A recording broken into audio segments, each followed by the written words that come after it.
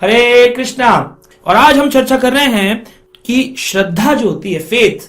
आदमी कहता है जी श्रद्धा तो मेरी भी है, पर पता नहीं मन नहीं लगता है, मन नहीं लगता है जी। श्रद्धा तो बहुत है, क्यों ऐसा है कि एक श्रद्धा में भेद है। एक व्यक्ति है जो कई सालों से भजन कर रहा है, उसकी श्रद्धा में और एक नए व्यक्ति की श्रद्धा में क्या भेद है, आइए चर्चा करते हैं। हर व्यक्ति की अलग अलग प्रकार की श्रद्धा है, 3 प्रकार की है। सात्विक गुण, राजसिक गुण, तामसिक गुण। The mode of goodness, mode of passion, mode of ignorance. इन 3 गुणों में 3 प्रकार की श्रद्धा है।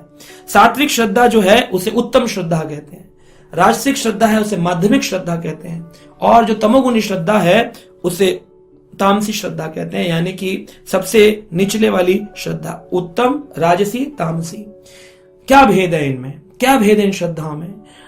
जो शुरुआत में व्यक्ति की श्रद्धा होती है, जो सतोगुणी श्रद्धा है, वो भगवान श्री कृष्ण की शरण, देवी देवताओं की शरण ग्रहण करता है। पूजा पाठ, उपासना आदि शास्त्र उसका विश्वास होता है, उसकी फेथ होती है। राजसी श्रद्धा वाला जो व्यक्ति होता है उसका शास्त्रों पे विश्वास नहीं होता, उसका विश्वास होता है राक्षसों पर। जैसे रावण के राज्य में रावण पर लोगों को विश्वास था, राम पर विश्वास नहीं था। हिरण्यकश्यप के राज्य में लोगों को हिरण्यकश्यप पर विश्वास था, लेकिन भगवान नरसिंह पर विश्वास नहीं था, प्रहलाद की बात पर विश्वास नहीं था। तो हम देखते हैं कि समाज में दुर्योधन की इतनी बड़ी पार्टी बन गई थी, है ना। इतनी बड़ी सेना, वहां पर 18 अक्षौणी सेनाएं लड़ रही थी, जिनमें अधिक संख्या दुर्योधन के साथ थी। धृतराष्ट्र की इतनी बड़ी पार्टी थी, शकुनि की पार्टी थी, है ना। कंस के पास इतनी बड़ी पार्टी, इतने बड़े सारे योद्धा जमा हो जाते, शिशुपाल, दंतवक्र, अनेकों राक्षसों में लोगों की श्रद्धा होती है।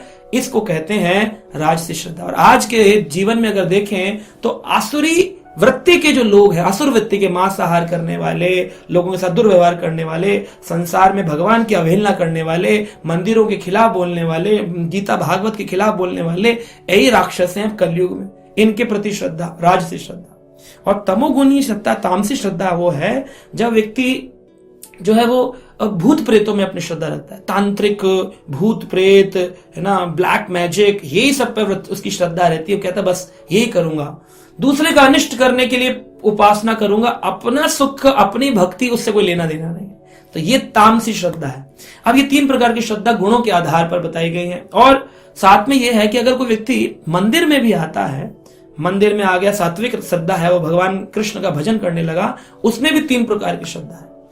एक होती कोमल श्रद्धा, यानी कि अभी अभी भजन शुरू किया लेकिन किसी ने थोड़ा सा उल्टा व्यवहार कर दिया तो कहता है जी हम मंदिर नहीं जाएंगे, यहाँ पे सब लोग चीटिंग करते हैं, यहाँ पे सब लोग ऐसा व्यवहार करते हैं। यह है कोमल श्रद्धा।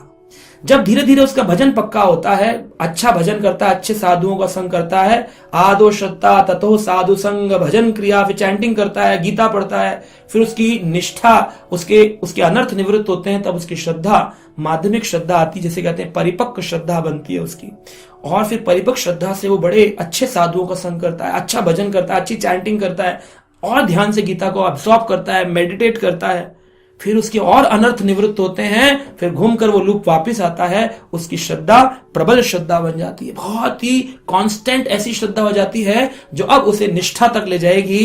किसी के भी कहने पर वो अब इस भजन क्रिया को, इस उपासना क्रिया को, इस भक्ति की विधि को त्याग नहीं करेगा। कितना भी कोई कहे, he will not leave this path of devotional service. भगवान की भक्ति का पाथ कभी तो त्यागता है व्यक्ति। जैसे हम देखते हैं हमारे आचार्यों में एक नाम आचार्य हुए श्री हरिदास ठाकुर, वो मुस्लिम खानदान में उनका जन्म हुआ, यवन खानदान में, लेकिन उन्होंने अद्वैत आचार्य से दीक्षा लेकर भगवान का भजन प्रारंभ किया।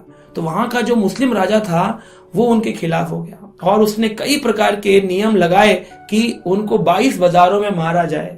22 बाजारों में कोड़ों से उनको मारा गया, मार्केटों में जाकर। यानी अगर कोई व्यक्ति की 1 मार्केट 2 मार्केट में बोले मारा जाएगा, आदमी कहे छोड़ दो, मुझे माफ करो, मैं भजन छोड़ देता हूं, बस यही चाहते हो तुम लोग।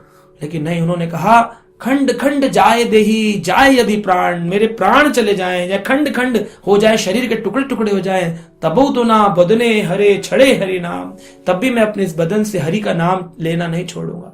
ये श्रद्धा उनकी थी भगवान के नाम के प्रति। और हुआ क्या, जितने कोड़े उनको पड़ते थे भगवान ने उतने कोड़े अपने ऊपर सहन किए, लेकिन हरिदास ठाकुर को खरोच तक नहीं आए। तो आशा करते हैं आप भी अपनी श्रद्धा को कोमल से परिपक्व, परिपक्व से प्रबल की ओर ले जाएंगे और भगवान का भजन निरंतर करते रहेंगे। हरे कृष्णा।